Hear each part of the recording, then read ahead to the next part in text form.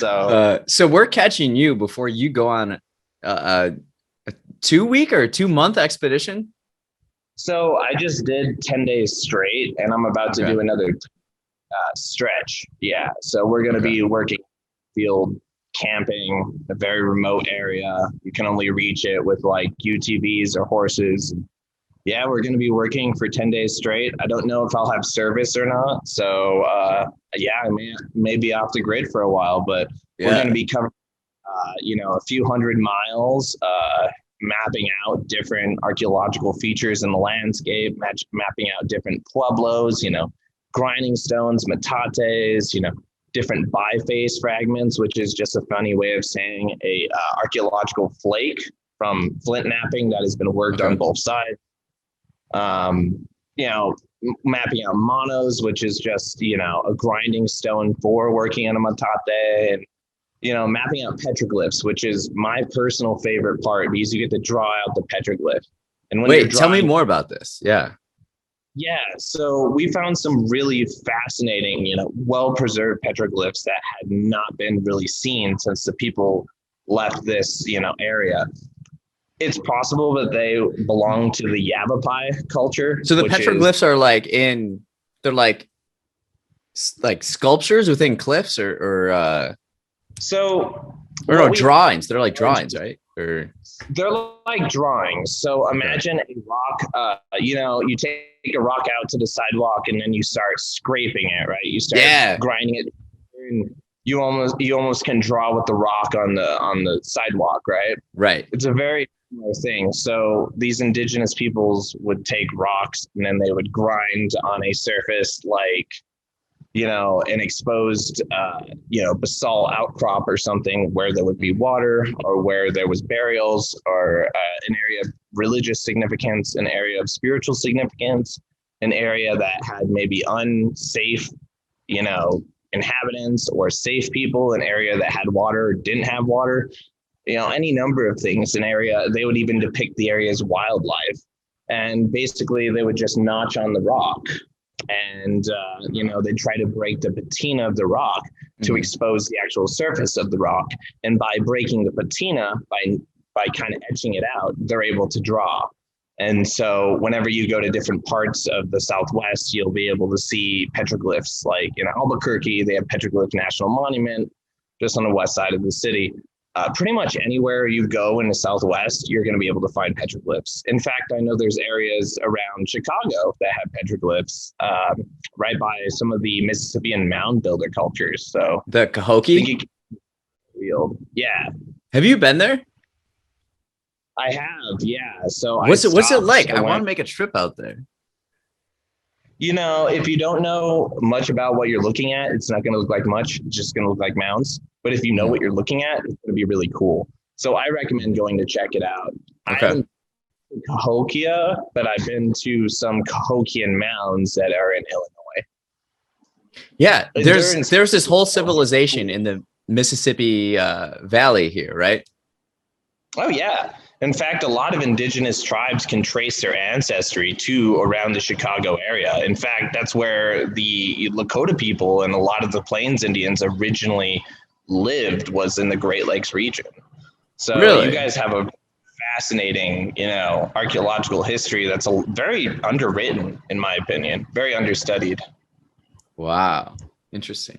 So you recently, you can follow Tim on Instagram. It's at Dino Guy 1997, right? Yeah. Yeah. So recently you posted one of these petroglyphs, right? What was that? Recently you posted one of these petroglyphs that you found. I did, yeah. How old is that? Well, I'm actually still familiarizing myself with some of the indigenous histories here in Arizona. Petroglyphs are a little difficult to date because you kind of need to look at the whole representation of the site, because this was where we found the petroglyphs was a water source in Arizona. So people had probably been coming to this water source since there were people living in the Prescott region. And because this was think about the area where we're working as kind of the Netherlands. So there was multiple complex cultures all around this area. This area wasn't really inhabited. It was just kind of people went through it. So it's kind of like a highway almost, Really? or a trading post. And so the stuff we find is from many different cultures, and it's from many different localities and different regions. What's the name of the area you're in? You said water. Prescott National Forest in I would call Western Arizona, West Central Arizona. Yeah, I'm looking up at the map now. Yeah, it's very understudied, this whole region. So how much this is not a great question. How much do we not know about like indigenous cultures in the Southwest? Everything. We're just barely starting to have a view of these people that is actually what I would call human. A lot of the times, archaeologists and anthropologists in the past, including the general public, maybe due to lack of education, maybe due to bias, thinking that you live in a society that's so-called civilized, so that these people who are less stratified than you are less, successful or whatever. All of those ideas are starting to change, but we still have so much more to actually uncover and learn from. So one of the reasons we're trying to make strides, and we have been making strides in the last 20 years or since I got into Southwestern archaeology, is because we've begun to combine a lot of indigenous perspective onto the work that we're doing. So now we have different insights onto what some of the tools may have been used for. We have oral histories that help us understand what some of the petroglyphs might have meant. We have stories about the Pueblo Revolt that are passed down from generations. We have stories about, living in pit houses and moving from pit houses to above ground structures during the Pueblo I period with Chaco. All of these things have an indigenous history to it, an indigenous account. And we as archaeologists are just barely starting to scratch the surface in involving, tribal members into these studies. On Instagram, I had an example of this happen right away. So I didn't know what some of these petroglyphs that I uncovered meant, but now I do know that some of them mean that there was friendly people in the area, and there was also water in the area.